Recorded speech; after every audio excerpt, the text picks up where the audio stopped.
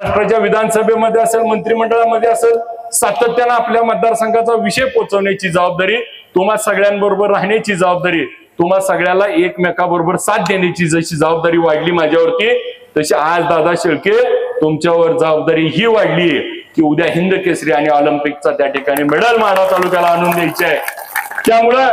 आता इथं स्पर्धा संपली नाही, जिंकलो म्हणजे इथून पुढचा काळ आता त्या ठिकाणी अधिकीचा मेहनत करायचा आहे, अधिकीचं कष्ट करायचंय आणि राहिलेली स्वप्न आपल्या माढा तालुक्याची, आई वडिलाची, सगळ्या गावाची त्या ठिकाणी आपल्याला आता पूर्ण करायची आहेत. मी एवढंच खात्रीनं तुम्हाला सांगतो, त्या ठिकाणी आम्ही दादाला नेऊन त्या ठिकाणी क्रीडा मंत्री, मुख्यमंत्री आणि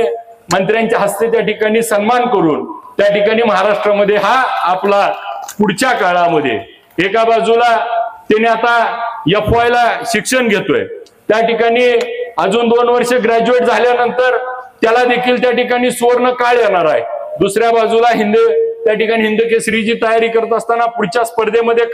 तो त्या ठिकाणी विजयी होईल. आणि त्याचबरोबर जसं मगाशी बोलताना सांगितलं तसं या राज्याच्या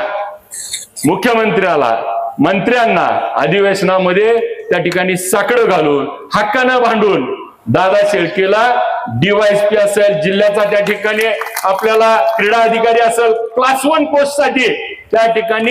ठिकाणी स्वस्थ बसणार नाही आणि तुम्हाला त्या ठिकाणी न्याय देण्याची भूमिका त्या ठिकाणी एक आपला लोकप्रतिनिधी म्हणून घेतली जाईल.